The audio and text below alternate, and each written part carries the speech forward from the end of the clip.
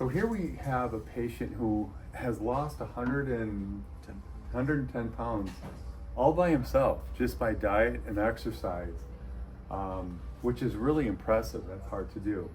So what we're going to do now is we're going to flatten his chest. And you can see he's got so much excess skin that we're going to need to remove skin in a circumferential manner. So I'm going to show you the most important things that I look at when I mark this. So I'm going to turn you back.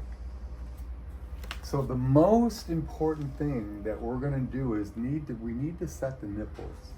And the way that I do that is I measure the chest length, which is down to where the pec major gets its origin. So this was measured out at 21.5 centimeters. Therefore, I placed the nipples at 21.5 centimeters. That means it's going to be sitting back on top of the pec, because you can clearly see that the nipple is no longer on the chest, it's actually on the abdomen. So this is exactly where it needs to be. It's really important not to get the nipple placement too close to the midline, because that looks funny. You can actually place it a little bit more laterally and you're okay with that. But this is ideal. We've just marked these lines that I call timelines, because this goes back in time to where that nipple was. So now that you can see how many times I remarked it, because it's got to be perfect. That nipple placement has got to be perfect.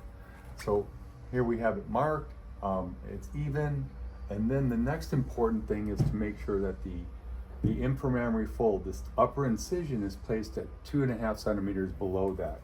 What that means is that's the normal outline of what a chest looks like. So you can see that what we're going to be removing, again, we're going to be doing some liposuction here to bring that up somewhat. This is more of a tummy tuck, but we're going to get that up to a large degree. And these two lines are going to end up coming together. And it may even be a little bit more than that. And what I've done is marked it out all the way around. And you can see the amount of excess skin.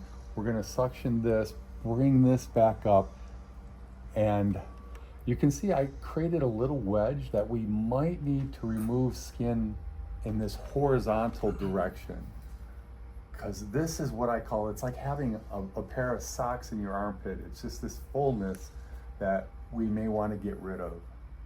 I'll see that on the table. And then going around to the back, again, we've got these multiple rolls. We're going to be suctioning this and then bringing that up and getting them nice and tight.